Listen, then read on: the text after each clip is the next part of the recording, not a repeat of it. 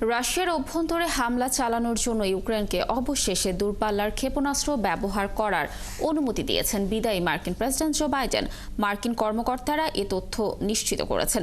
দীর্ঘদিন ধরেই এই অনুমতি পেতে যুক্তরাষ্ট্র ও মিত্র দেশগুলোর প্রতি অনুরোধ জানিয়ে আসছিলেন ইউক্রেনের প্রেসিডেন্ট ভলোদিমির জেলেনস্কি। কিন্তু মেয়াদের শেষ সময়ে এসে কেন এই অনুমতি দিলেন বাইডেন? বিস্তারিত মনিরুজ্জামান বাবুর প্রতিবেদনে।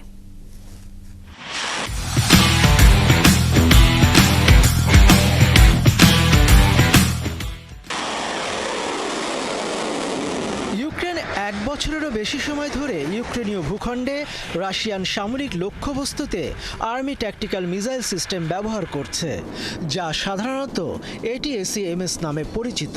তারা মূলত ক্রিমিয়ান উপদ্বীপে রুশ বিমান ঘাঁটি এবং জাপোরিঝিয়া অঞ্চলে সামরিক অবস্থানে হামলার জন্য এই ক্ষেপণাস্ত্র ব্যবহার করছে।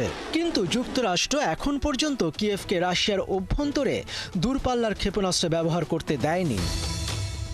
যুক্তরাষ্ট্রের লকহিড মার্টিনের তৈরি ব্যালিস্টিক ক্ষেপণাস্ত্রগুলি এখন পর্যন্ত ইউক্রেনকে দেয়া সবচেয়ে শক্তিশালী অস্ত্রগুলোর মধ্যে অন্যতম, যা 300 কিলোমিটার দূরের লক্ষ্যবস্তুতে আঘাত হানতে পারে।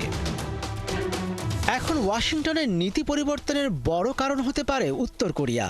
সম্প্রতি রাশিয়া ইউক্রেন সীমান্তের কুরস্ক অঞ্চলের যুদ্ধক্ষেত্রে উত্তর কোরীয় সেনা মোতায়েন করা হয়েছে। এসব সেনা যুদ্ধে রাশিয়াকে সহায়তা করছে। ওই অঞ্চলটি গত আগস্ট থেকে ইউক্রেনের নিয়ন্ত্রণে রয়েছে। এই ক্ষেপণাস্ত্র ইউক্রেনকে যুদ্ধক্ষেত্রে অনেকটাই সুবিধা দিতে পারে।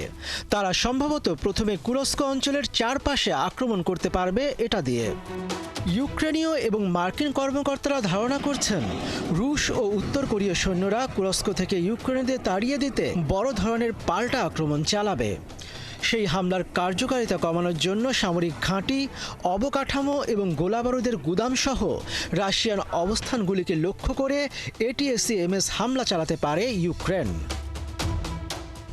ভ্লাদিমির পুতিন রাশিয়াকে আঘাত করার জন্য পশ্চিমা অস্ত্র ব্যবহার করার অনুমতি দেওয়ার বিরুদ্ধে সতর্ক করে বলেছেন মস্কো এটিকে ইউক্রেন যুদ্ধে ন্যাটো দেশগুলির সরাসরি অংশগ্রহণ হিসেবে দেখবে।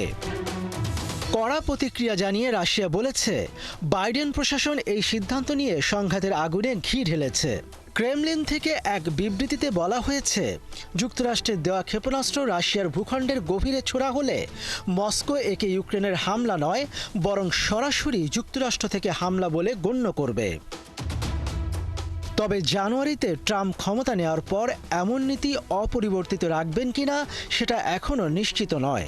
যদিও তাঁর ঘনিষ্ঠ কয়েকজন মিত্র এরই মধ্যে ইউক্রেন যুদ্ধ নিয়ে বাইডেনের নীতি পরিবর্তনের কড়া সমালোচনা করেছেন। মনিরুজ্জামান বাবু, ৭১।